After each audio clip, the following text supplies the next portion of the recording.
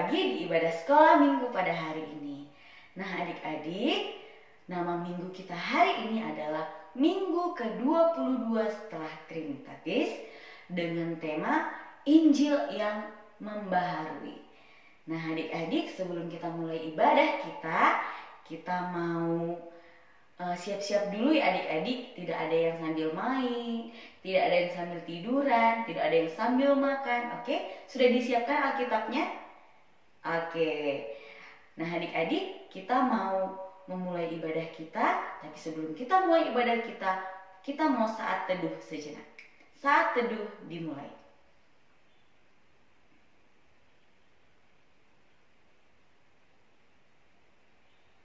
Adik-adik, sebelum kita mulai ibadah kita, kakak mau ajak adik-adik dulu duduk yang rapi. Ayo duduk yang rapi dulu yuk. Oke, sudah duduk rapi, jangan ada yang sambil tiduran ya ibadahnya ya. Jangan ada yang sambil makan, jangan ada yang sambil minum. Oke, kita beribadah untuk memuji muliakan nama Tuhan. Nah, adik-adik, kita mau mengangkat lagu pujian kita yang pertama. Kita mau bernyanyi lagu Senin sampai Minggu. Kita nyanyikan dengan sukacita.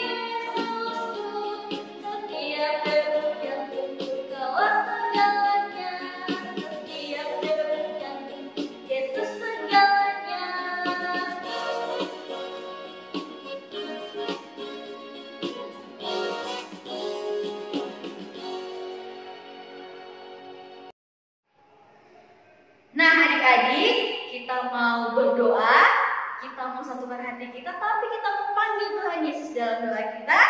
Oke adik-adik, kita panggil Tuhan Yesus, panggil nomornya, ada nomornya Tuhan Yesus. Oke, 5, 10. Ya, buka tangannya, ditutup matanya, tundukkan kepala, jangan ada yang ngintip-ngintip, kita mau berdoa. Oke, kita bersatu dalam doa.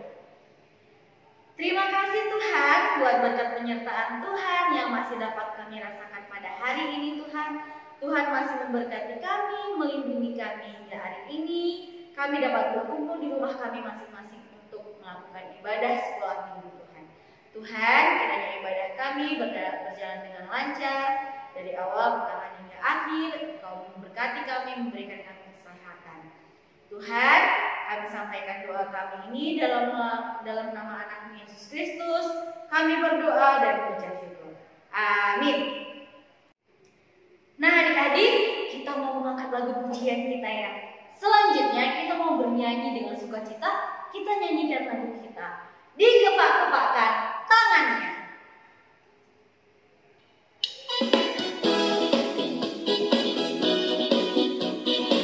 Dikepak-kepakkan tangannya.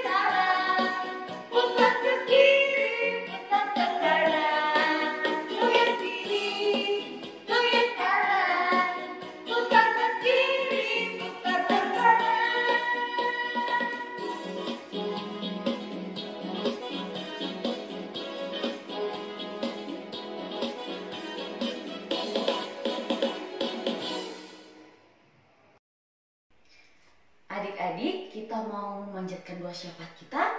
Tapi sebelum kita panjatkan doa syafaat kita mau berdoa, kita bernyanyi tiap langkahku.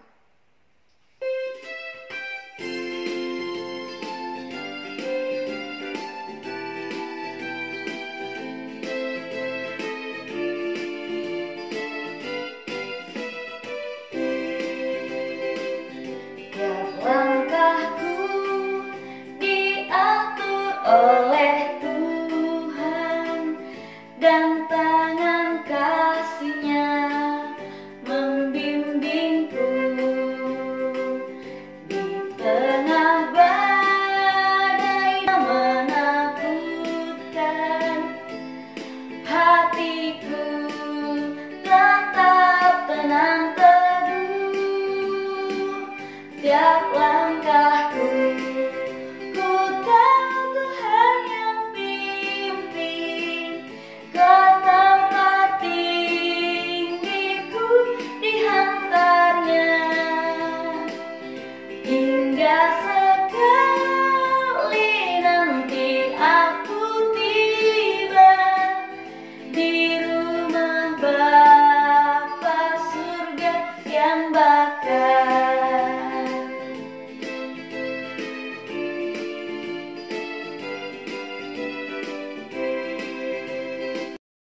Nah adik-adik, kita mau memanjatkan doa syafaat kita satukan hati kita berdoa.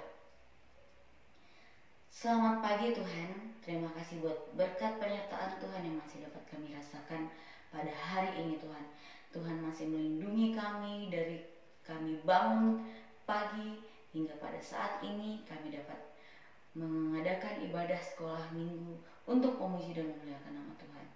Tuhan, pada saat ini kami datang untuk meminta pengasihan Tuhan terhadap kami memanjatkan doa syafaat kami Tuhan. Tapi terlebih dahulu Tuhan, kiranya Tuhan layakkan kami untuk meminta, Engkau layakkan kami untuk menerima berkat-berkat Tuhan. Tuhan, saat ini kami mau berdoa buat adik-adik sekolah minggu Tuhan. Kiranya Tuhan yang memberikan kesehatan kepada adik-adik sekolah minggu, memberikan kepintaran kepada mereka. Engkau bimbing adik-adik sekolah minggu, supaya adik-adik sekolah minggu tetap berjalan di jalannya Tuhan, agar mereka selalu dengan sukacita memuji dan memuliakan Tuhan.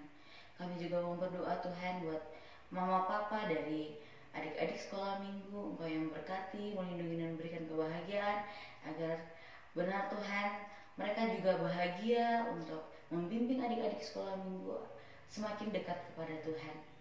Tuhan, kami juga mau berdoa untuk pendeta kami Tuhan yang ada di HKBP, terutama HKBP Rio Martadinata Tuhan. Tuhan yang memberikan kesehatan, menyertai mereka. Kiranya pelayanan mereka dapat berjalan dengan lancar di jemaatnya Tuhan. Kiranya Tuhan yang menyertai keluarganya Tuhan. Semoga Tuhan pendeta-pendeta kami menjadi saluran berkat buat jemaat-jemaat yang ada di HKBP ini Tuhan. Tuhan, kami juga mau berdoa Tuhan buat para halado Tuhan. Kiranya Tuhan yang memberkati pelayanan mereka, keluarga mereka, berikan mereka kesehatan Tuhan. Cukupkan rezekinya Tuhan, agar benar Tuhan mereka dengan sukacita melayani Tuhan dengan sepenuh hati Tuhan. Tuhan, kami juga mau berdoa kepada pelayan guru sekolah minggu Tuhan. Kiranya Tuhan yang memberikan kesehatan, Engkau menyertai pekerjaan, menyertai sekolah mereka, supaya Tuhan benar mereka dengan senang hati, dengan sukacita juga Tuhan, untuk memuji memuliakan Tuhan, melayani anak-anak Tuhan yang ada di dunia ini Tuhan. Tuhan, kami juga berdoa di keadaan kami saat ini yang masih ada COVID Tuhan. Kiranya Tuhan angkat COVID ini dari negara kami Tuhan, agar kami bisa berkumpul lagi Tuhan, menyatukan hati, pikiran kami dalam memuji memuliakan Tuhan di dalam satu tempat. Kiranya kami bisa bertemu memuji memuliakan nama Tuhan. Tuhan, terima kasih. Kami sampaikan doa permintaan kami ini melalui anak-Mu Tuhan Yesus. Kami berdoa. Amin. Nah, adik-adik, sekarang kita mau dengarkan firman Tuhan. Sebelum kita dengarkan firman Tuhan, kita mau mengangkat lagu pujian kita yang selanjutnya ya. Kita bernyanyi lagu Firman Tuhan Ada di Hatiku.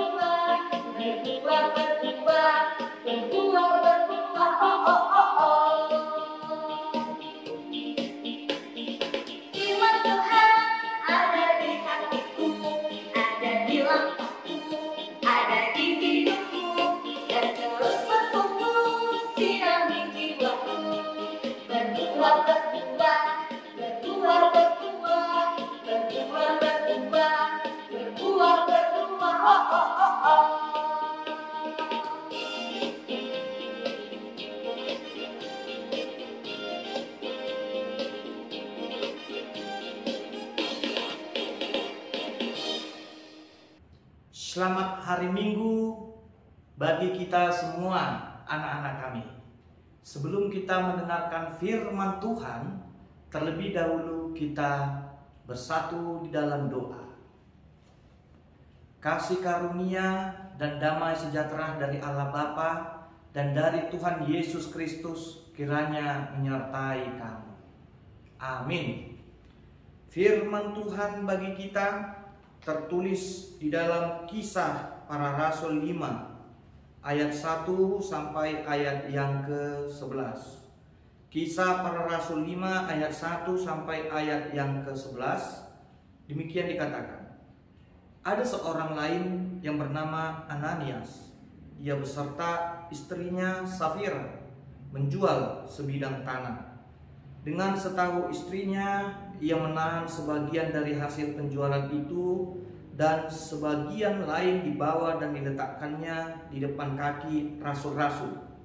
Tetapi Petrus berkata, "Ananias, mengapa hatimu dikuasai iblis sehingga engkau mendustai Roh Kudus dan menahan sebagian dari hasil penjualan tanah itu? Selama tanah itu tidak dijual, bukankah itu tetap kepunyaanmu? Dan setelah dijual, bukankah hasilnya itu tetap dalam kuasamu? Mengapa engkau merencanakan perbuatan itu dalam hatimu? Engkau bukan mendustai manusia, tetapi mendustai Allah." Ketika mendengar perkataan itu, rebahlah Ananias dan putuslah nyawanya. Maka sangatlah ketakutan semua orang yang mendengar hal itu. Lalu datanglah beberapa orang muda. Mereka mengapani mayat itu, mengusungnya keluar dan pergi menguburnya. Kira-kira 3 jam kemudian masuklah istri Ananias, tetapi ia tidak tahu apa yang telah terjadi. Kata Petrus kepadanya, "Katakanlah kepadaku, dengan harga sekiankah tanah itu kamu jual?" Jawab perempuan itu, "Betul, sekian." Kata Petrus, "Mengapa kamu berdua bersepakat untuk mencobai Roh Tuhan? Lihatlah, orang-orang yang baru mengubur suamimu berdiri di depan pintu, dan mereka akan mengusung engkau juga keluar." Lalu rebahlah perempuan itu, seketika itu juga di depan kaki Petrus dan putuslah nyawanya. Ketika orang-orang muda itu masuk, mereka mendapati dia sudah mati, lalu mereka mengusungnya keluar dan menguburnya di samping suaminya. Maka sangat ketakutanlah seluruh jemaat dan semua orang yang mendengar hal itu. Demikianlah firman Tuhan. Anak-anak kami, kalau dikatakan saksi dusta, apa artinya itu? Dusta berarti berkata yang tidak benar. Orang yang berdusta itu bisa disebut dengan orang pembohong. Dan memang Tuhan melarang kita untuk berdusta. Seperti yang dikatakan Tuhan di dalam hukum Tauratnya yang ke-9. Apa isinya? Hukum Taurat yang ke-9 isinya jangan bersaksi dusta kepada sesamamu. Di sini bisa kita lihat bahwa dusta itu sebenarnya tidak hanya merugikan diri kita. Dusta itu juga bisa merugikan orang lain. Makanya kita tidak boleh berdusta. Baik itu berdusta dengan hal-hal yang kecil. Bagaimana kalau kamu masih kecil saja sudah berdusta? Nanti kalau sudah dewasa, sudah besar, kamu akan menjadi orang yang pendusta. Tidak bisa lagi dihilangkan sifat pendusta itu, pembohong itu di dalam dirimu.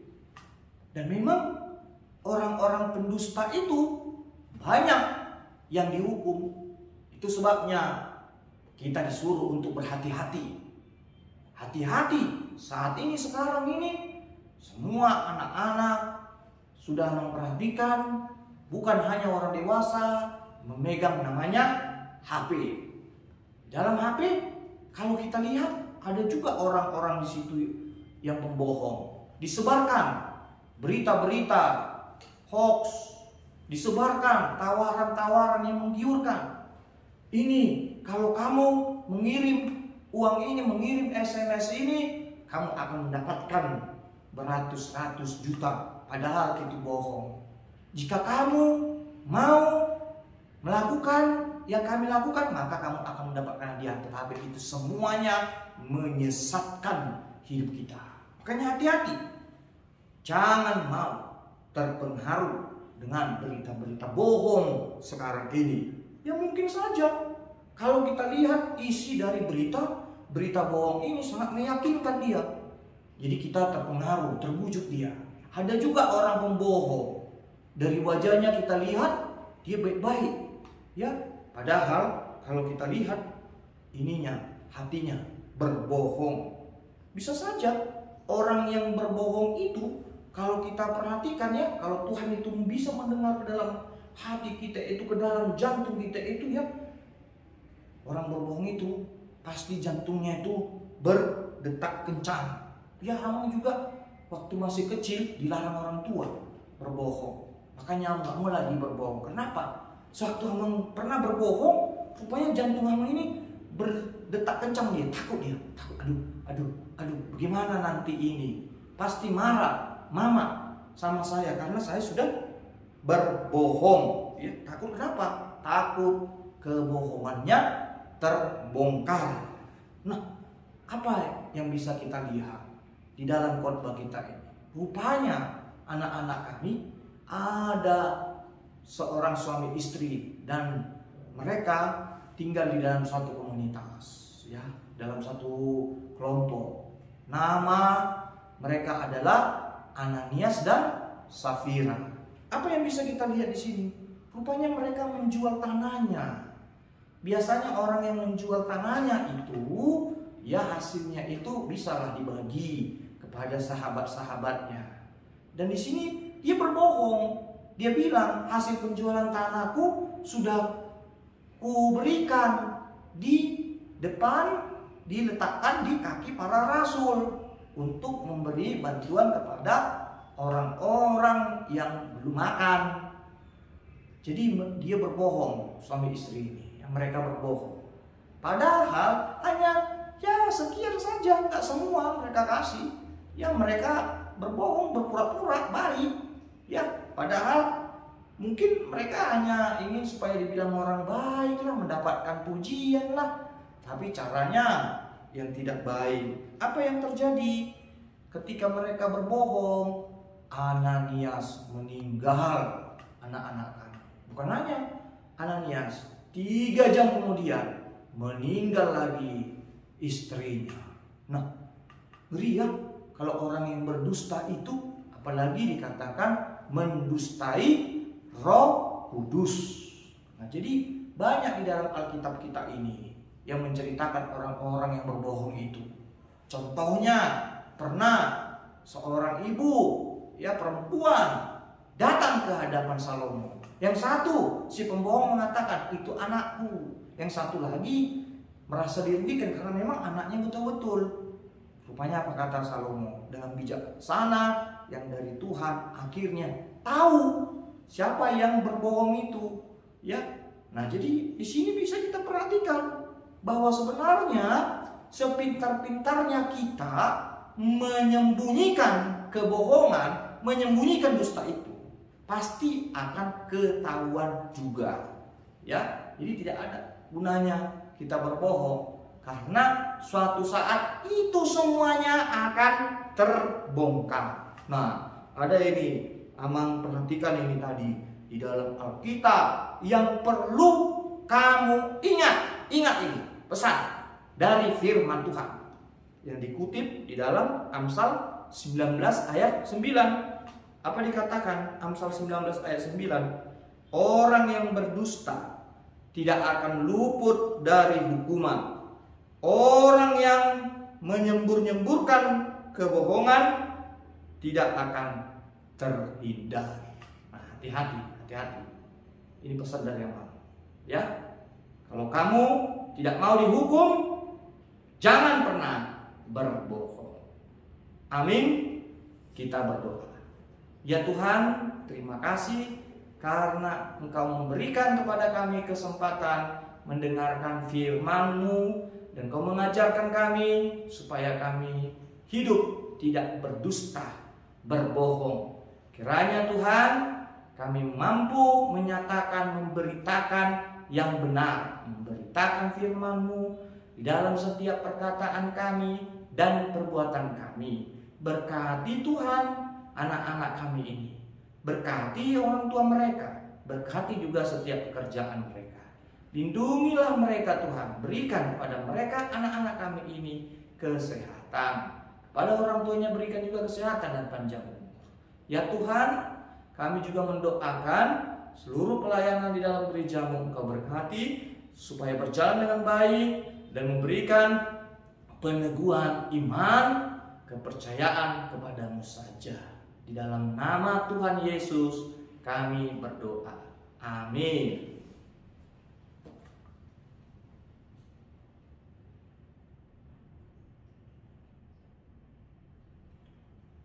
Marilah kita berdoa, menyerahkan persembahan kita kepada Tuhan.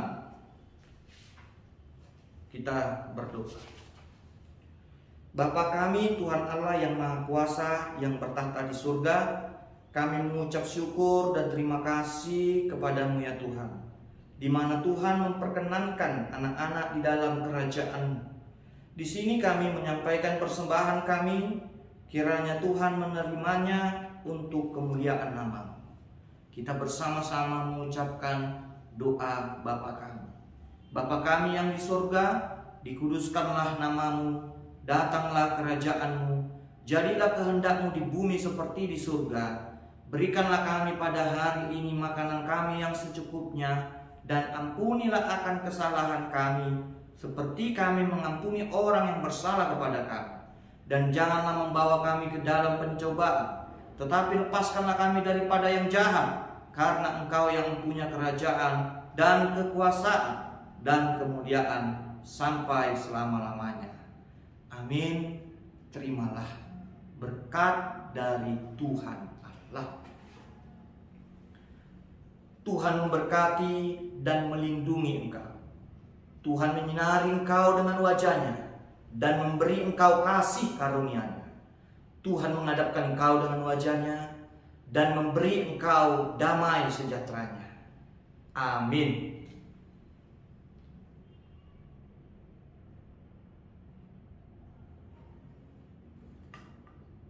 Demikianlah pelayanan ibadah minggu yang bisa kami sampaikan dari Gereja HKBP Bandung.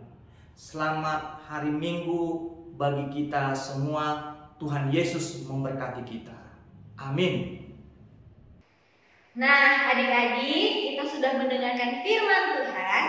Kiranya firman Tuhan yang kita dengarkan tadi dapat kita lakukan dalam hidup kita ya adik-adik. Semoga bisa menjadi pedoman buat hidup kita dan adik-adik bisa menjadi anak yang rukun sama kakak, sama adik, sama mama papanya. Nah, oke adik-adik, kita mau mengumpulkan persembahan kita. Persembahan kita masih dititip sama mama papa ya adik-adik. Oke.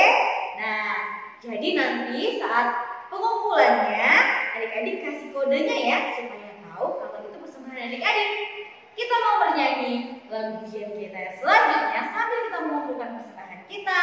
Tanganku namet.